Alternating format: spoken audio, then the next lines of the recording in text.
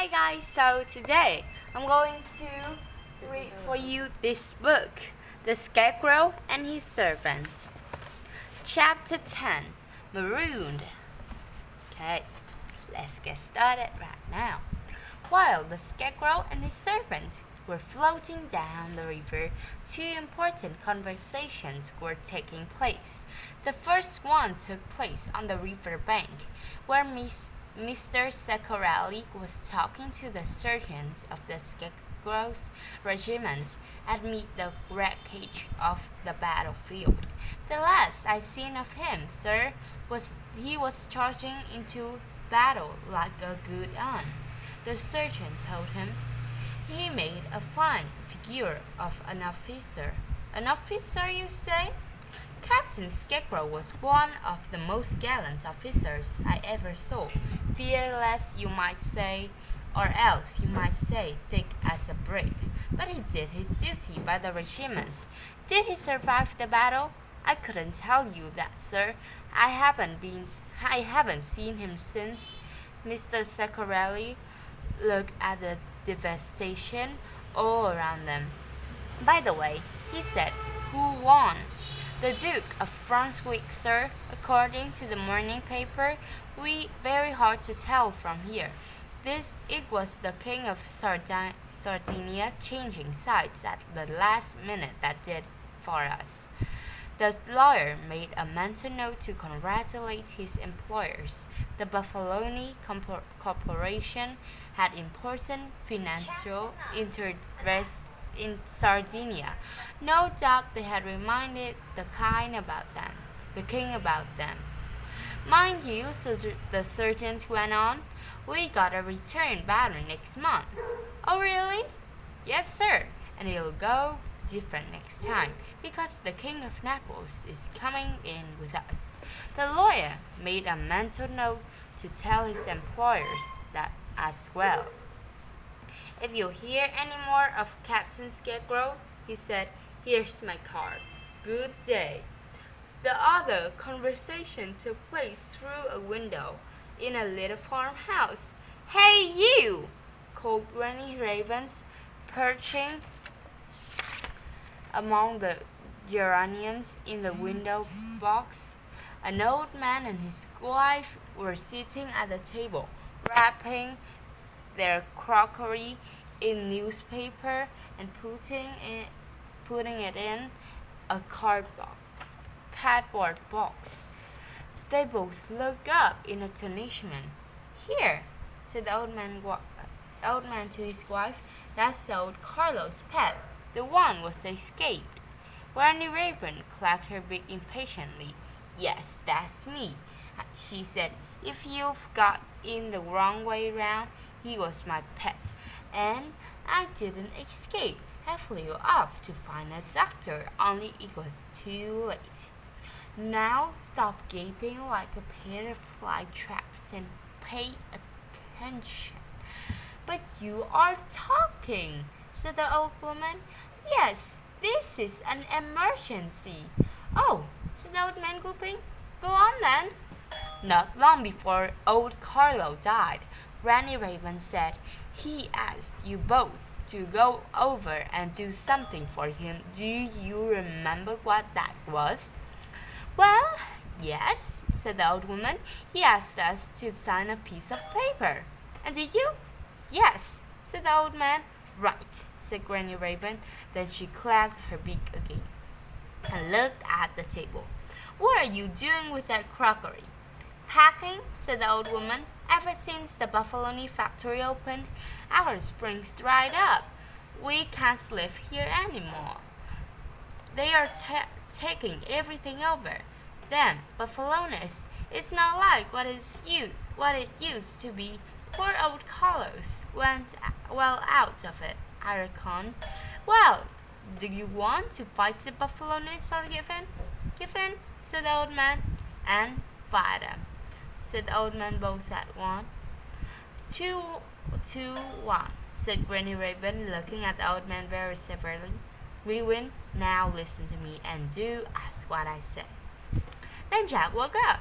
The raft was floating along swiftly, together with lots of broken branches and shattered hen coops, and one or two dead dogs, and other bits and pieces. The water was muddy and turbid, and the sun was beating down from a hot sky, and the Scarecrow was sitting placidly watching the distant banks go by. "Master, why didn't you wake me up before we drifted this far down the river?" "Oh, we are making wonderful progress, Jack. You'd never believe how far we've come. I don't think it's taking us to Spring Valley, though," he said, Jack, standing up and shading his eyes to look ahead. Very soon he couldn't see the banks anymore, and the water, when he dipped his hand in, turned out to be salty to drink. "Master," said, "we're drifting out to sea. I think we've left the land altogether." The Scarecrow was astonished. "Just like that?" he said. "We don't have to pay a toll or anything? How clever! I never thought I'd go to sea. This will be very interesting." "Why, yes, it will, Master," said Jack. "We don't know whether we'll drown before we starve to death, or starve to death before we drown, or die of thirst, maybe. It'll be interesting to find out. We'd be better off getting shot to pieces by cannonballs, if you ask me. Now then, you're forgetting the man in the misty cart, Jack. Fame and glory, remember? I think we've had that already, Master. We're on to the danger and suffering now." But it ends in triumph and happiness. Jack was too fed up to say anything. He sat on the edge of the raft and stared glumly all around. There was not a speck of land anywhere, and the sun glared like a furnace in the burning sky. The Scarecrow saw his unhappiness and said, "Cheer up, Jack. I'm sure the success is just around the corner." "We're at sea, Master. There aren't any corners." Said the Scarecrow. "I think I'll scan the horizon." So Jack held on to his master's legs, and the Scarecrow held onto Jack's head and peered this way and that, shading his eyes with the umbrella, but there was nothing to be seen except more and more water. "Very, very dull," said the Scarecrow, a little disappointed. "There isn't even a seagull to scare." "I don't like the look of those clouds, though," said Jack, pointing at the horizon. "I think we're going to have a storm. Well, this is just what we need, I must say." The clouds got higher and bigger and darker as they watched, and presently a stiff wind began to blow, making the water lurch up and down in a very unpleasant way. "A storm at sea, Jack," said the Scarecrow eagerly. "This would be a noble spectacle. All the awe-inspiring powers of nature would be unleashed over our very heads. There, you see." There was a flash of lightning, and only a few seconds later, the loudest crash of thunder Jack had ever heard, and then came the rain. The heavy drops hurtled down as fast as bullets, and almost as hard. "Never mind, my boy," shouted the Scarecrow of the noise. "Here's shelter under my umbrella. No, Master, put it down. Whatever you do, we'll be struck by lightning, and that'll be the end for both of us." The two of them clung together on a fragile raft, with the waves getting higher and rougher, and the sky getting darker, and the thunder getting closer, and the wind getting fiercer every minute. And then Jack felt the sticks of the raft beginning to come loose. "Master, hold on, don't let go." "This is exciting, Jack." Boom, crash, whoosh, splash.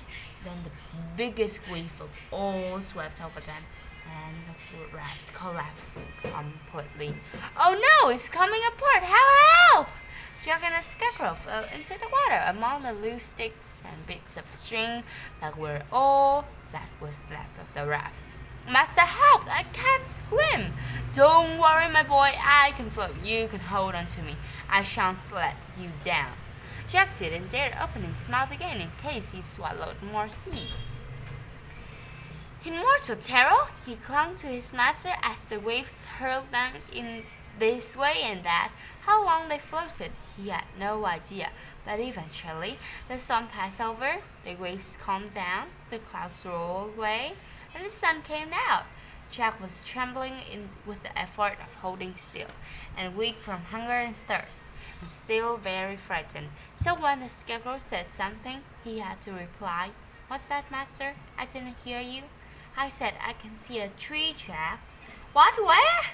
The Scarecrow twisted around a bit in the water and stood up. Jack was too amazed to do more than lie there and look up as his master stood above him, shaking the water out of his clothes and pointing ahead. Then Jack realized that he wasn't floating anymore. In fact, he was lying in a very shallow water at the edge of a beach. "We're safe!" he cried. "We haven't drowned! We're still alive!" He jumped to his feet and skipped ashore, full of joy. It didn't matter that he was cold and wet and hungry. Nothing like that mattered a bit. He was alive. The Scarecrow was ahead of him, peering about with great interest. The tree he had seen was a palm tree, with one solitary coconut hanging high up among the leaves. And, as Jack found when he joined his master, it was the only tree to be seen. "We're on a tropical island," he said. "We're shipwrecked." "Well, Jack," said the Scarecrow, "I wonder what we'll find on this island. Quite often people find buried chests full of treasure, you know. I think we should start digging right away. We'd better off looking for food, master. You can't eat doubloons and pieces of eight." The Scarecrow looked around. It was a very small island indeed.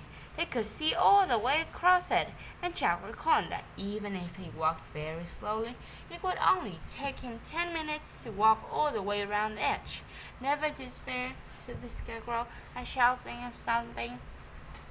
Jack thought he'd better look for some water before he died of thirst, so he wandered into the middle of the island, among the bushes, to look for something to drink, but there was no stream, no pond, nothing. He found some little fruits and ate one to see if it was juicy, but it was so sour and bitter that he had to spit it out at once, although he thought it was a waste of spit because he didn't have any to spare.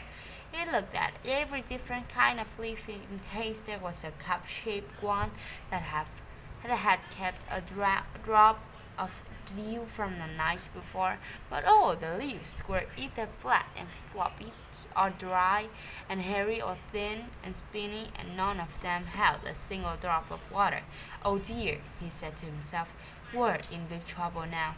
This is the biggest trouble we've in yet. This is a desperate situation, no mistake."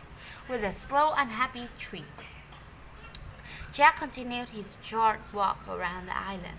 Less than 5 minutes later, he came back to the coconut palm, and he tried to climb the trunk, but there were no branches to hold on to. He tried to throw stones at the coconut, but it was too high.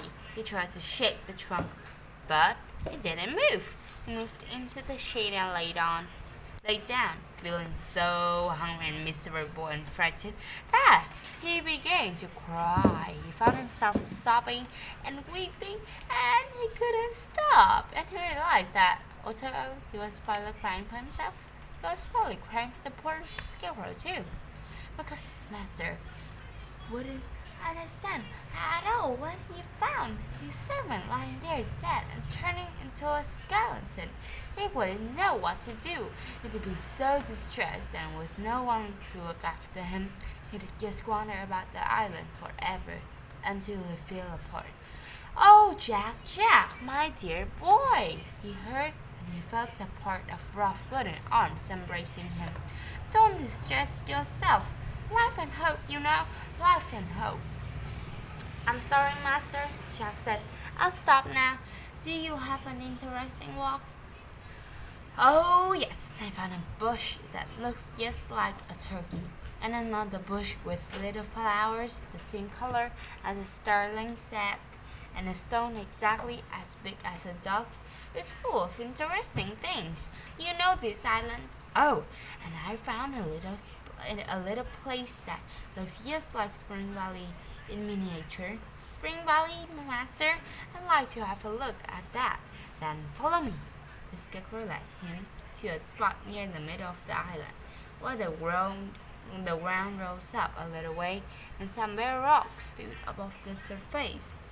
In between them, there was a little grassy hollow. You see, said the scarecrow, the farmhouse is here, and there's the orchard, and that's where the vines grow, and the olives are over there, and the stream runs down here. Nice looking place, Master. I wish there was a real stream here, though. Then we shall just have to dig a while, Jack. There's bound to be some fresh water under here. That's what we do in Spring Valley. Well, said Jack. Yes, so you dig there, and I'll dig here, says the scarecrow, and he began to scrape vigorously at the ground with a dry stick. There was nothing better to do, so Jack found a stick too, and scratched and poked and scrabbled at the earth. The sun was hot, and the work made him even thirstier than he was to begin with. And besides, the end of his stick soon got wedged under the corner of a big rock. He found a stone to jam under the stick, so he could level the rock out. The scarecrow was happily scratching away further down the miniature Spring Valley, saying to himself, and Jack heaved down on his stick with all his might. The big rock shifted a bit. He heaved again, and it shifted some more. It looked a bit funny for rock. The corner was perfectly square for one thing and for another. It wasn't made of rock at all. It was made of wood and bound with iron. Jack felt his eyes grow wider and wider. The iron was rusty and the wood was decaying. And there was a great big padlock holding it shut, which peeled off as soon as he touched it. Then he lifted the lid. Master! He cried. Treasure! Look, you were right! The box was packed with coins, jewels, medals, necklaces, bracelets, pendants, rings for ears, and rings for fingers, medallions, and every kind of gold ornaments. They spilled out of the top of the box and jingled heavily as they fell on the ground. The scarecrow's muddy little eyes couldn't open wide. At the best of times, but they were fairly goggling. Well, that's amazing, Jack, he said. The scarecrow picked out an earring and felt around the side of his turnip for an ear. But there wasn't one. Then he picked up a necklace and tried to put it on, but it wouldn't go over his turnip at all. So he put a golden bracelet on his signpost wrist, and it fell straight off. Jack flung his hand into the chest, filled them with coins and jewels, holding them high and letting them fall down through his fingers. We must be millionaires, Master, he said, but his mouth was so dry that he couldn't speak properly. All the same, he croaked, I'd rather have some water. Would you, my boy? There should be enough in the well by now. Come and see. Jack thought he was hallucinating. He scrambled to his feet and ran after the scarecrow, and sure enough, in the spot where he'd been digging, a little stream had started bubbling up. Oh, Master! Oh, thank you! Oh! Jack flung himself to the ground and plunged his face in the muddy water, and drank until his belly could hold no more. The scarecrow was watching him with quiet satisfaction. There you are, you see, he said. We understand water in Spring Valley. Jack lay back, bloated, and that the blessed feeling of not being thirsty anymore soaked him from head to feet. When he got up, the spring was still bubbling away, and the water was trickling down towards the beach. It didn't look as if it would get there, because most of it sank straight down into the dry earth. The scarecrow was busy somewhere else. Jack could hear him singing to himself, so looking carefully at the way the earth sloped, and where the rocks were, Jack found another stick and began to dig. "What are you doing, Jack?" called the scarecrow. "I'm making a reservoir, Master. What are you doing?" "Sorting out the treasure," came the answer. "Good idea." So Jack went on digging until there was a hole as deep as his arm and about the same size across, and he patted the earth to smooth and tight all around inside it. Then he scraped a trench in the soil and let the water from the spring down into his new hole. The scarecrow came to watch. "See, Master, once the water is in here, all the mud will sink to the bottom, and it'll be nice and clear to drink from," Jack explained. "Excellent," said the scarecrow. "A splendid piece of civil engineering, Jack." Jack scraped another trench at the other side for the water to run away once the reservoir was full. They stood and watched the hole filling up. "Now come and see what I've done," said the scarecrow proudly. He had made a little grotto with some stones and some mud, and he'd stuck diamonds and pearls and rubies and emeralds all over it with some sticky round with some gold coins and another pattern with the silver ones, and then he'd made some pretend trees out of bits of stick and draped the necklace over them like icicles. "That's lovely, Master," said Jack, and I haven't even begun to study the pictures of the coins yet. Oh, there's endless food for the mind here, Jack." "Food?" Jack looked longingly at the coconut palm, but the coconut still hung there high up among the leaves, and if it was mocking him, he tried to put it out of his mind. At least he had something to drink. So while the scarecrow worked on his grotto, Jack went down to the beach and walked up and down looking for a fish to catch. There wasn't a fish to be seen. He could feel himself going a little crazy from hunger. "Maybe I could eat one of my toes," he said to himself. "I wouldn't really miss it, not a little one, but there wouldn't be enough meat on just one. I'd need a whole foot, or two maybe." He paddled up and down on the edge of the sea, sunk in misery. In the middle of the afternoon, he went to the reservoir to have another drink, and the scarecrow showed him the grotto with great pride, pointing out at all the architectural and decorative effects. "There, Jack, what do you think of that?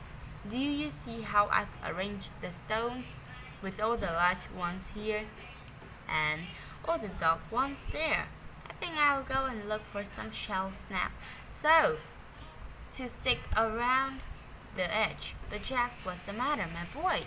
"I'm sorry, Master. I've tried not to give on into despair, but I'm starving to death. I think what you're making there must be my burial place, and a very nice one too. But I don't want to starve to death. I don't know what to do, Master. Really, I don't." And poor Jack sank down to the ground, too weak to stand up any longer. In a moment, the scarecrow was kneeling by his side. Jack, what are you thinking of? If that blackbird hadn't stolen my brain, you could have made some pea soup. But as it is, the rest of my head is at your disposal, my dear servants.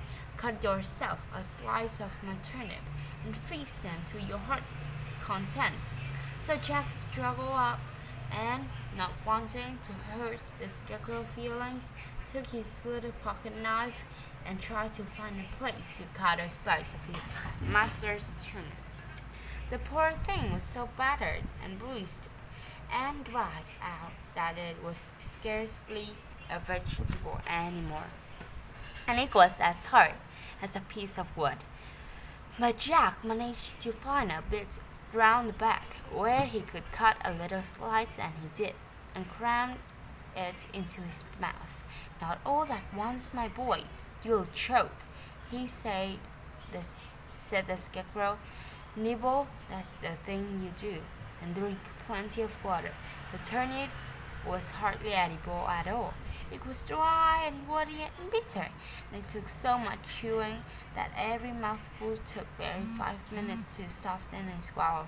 Nevertheless, Jack ate it, and even thought he felt it doing him good.